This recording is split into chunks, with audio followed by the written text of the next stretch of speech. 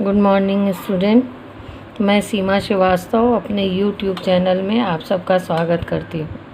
बच्चों, आज हम अपनी पाठ्य पुस्तक क्षितिज का यशपाल की कहानी लखनवी अंदाज को पढ़ेंगे। यह एक व्यंग्य कहानी है। तो कहानी से पहले हम यशपाल जी के बारे में थोड़ा सा जान लेते हैं। यह हिंदी के प्रसिद्ध साहित्यकार थे। इनका जन्म 3 दिसंबर 1903 को पंजाब के फिरोजपुर छावनी में हुआ था। इनके पूर्वज हिमाचल प्रदेश के कांगड़ा ज़िले के निवासी थे। इनके पिता का नाम हीरालाल और माता का नाम प्रेम देवी था। इनकी प्रारंभिक शिक्षा कांगड़ा के गुरुकुल में ही हुई। सन 1921 में फिरोजपुर से मैट्रिक की परीक्षा प्रथम श्रेणी में उत्तीर्ण की।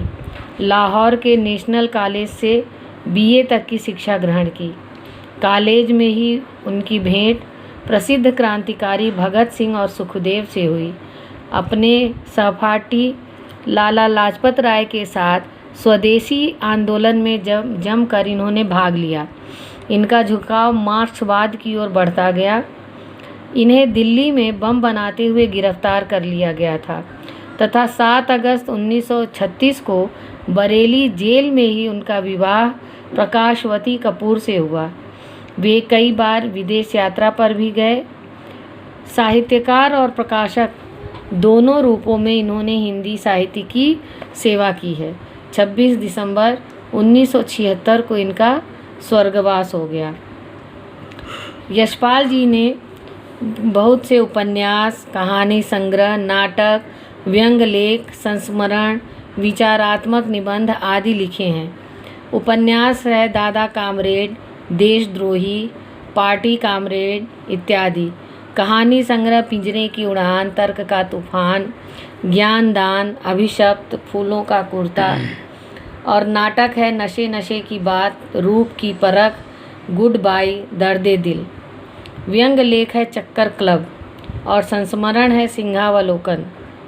विचारात्मक निबंध न्याय का संघर्ष, मार्क्सवाद और राम राज्य की कथा।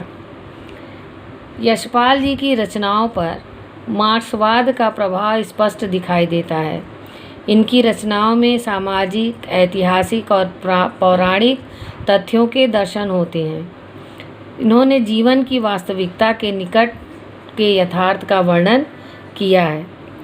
यशपाल जी की भाषा शैली में स्वाभाविकता एवं व्यावहारिकता का गुण है। उनकी भाषा अत्यंत सरल, सहज और पात्रों के अनुकूल है।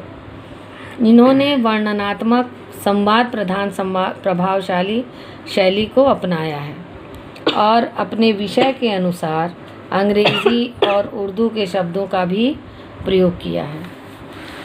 अब हम आते हैं लखनवी अंदाज। यह लखनवी अंदाज कहानी जो है व्यंग्य प्रधान कहानी है। यह कहानी शान शौकत वाली बनावटी जीवन शैली पर कटाक्ष करती है। कहानी के माध्यम से लेखक यह सिद्ध करना चाहता है कि बिना विचार, कथ्य और यात्रा और पात्र के बिना भी कहानी लिखी जा सकती है। यहाँ पर उन्होंने एक लखनवी नवाब के माध्यम से उस सामंती वर्ग पर कटाक्ष किया है जो वास्तविकता से अनभिज्ञ रहते हुए भी बनावटी जीवन शैली का आदी है और वर्तमान में भी परजीवी संस्कृति को देखा जाता है। इसमें लेखक एक कहानी लिखने के उद्देश्य से, उसको विचार करने के उद्देश्य से सेकेंड क्लास का टिकट लेता है, क्योंकि उस समय टिकट के पैसे अधिक लगते थे। तो लेखक का मानना था कि सेकेंड क्लास में भीड़ कम रहेगी और उसे नई कहानी के बारे में सोचने का समय और मिल जाएगा।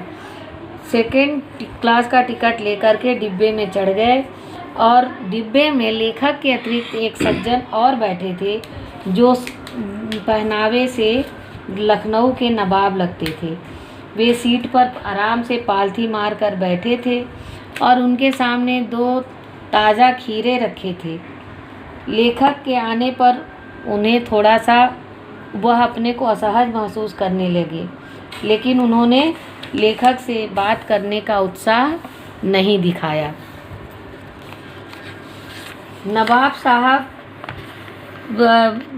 खीरे को धोते हैं, पोंछते हैं, काटते हैं, उस पे नमक, जीरा नमक बुरकते हैं और उसके बाद लेखक से पूछते हैं कि जनाब खीरे का शौक़ फरमाएंगे। तो लेखक शुक्रिया कहते हुए मना कर देते हैं। अब नवाब साहब जो है लेखक से दोबारा पूछना उचित नहीं समझे और उन्होंने क्योंकि लेखक एक बार इनकार कर चुके थे, सो वह अपनी बात पर ही अड़े रहे। अब नवाब साहब जब खीरे को काट लेते हैं, उस पर नमक मिर्च बुरक लेते हैं, उसके बाद उसे मुंह तक ले जाते हैं और नाक से सूंघने के बाद खीरे की फाँक को खिड़की से बाहर फेंक देते हैं। इसी तरह वह हर खीरे की फाँक को खिड़की से बाहर फेंक दिया। जब सारे खीरे उन्होंने बाहर फेंक दिए तब तौलिए से हाथ पोंछे, मुंह पोंछे और गर्वपूर्वक लेखक की ओर देखकर कहा, मानो कह रहे हों कि यह है ख़ानदानी रईसों का तरीका। नवाब साहब खीरे की तैयारी और प्रयोग से मानो थक गए और लेट गए। लेखक को उनके सम्मान में सिर झुकाना पड़ा। लेखक सोचने पर मजबूर हो गया कि क्या स्वाद और सुगंध से इस तरह पूर्ण संतुष्ट हुआ जा सकता है, या सूंघकर खीरे की गंध को सूंघकर क्या हम अपनी भूख की तृप्ति कर सकते हैं।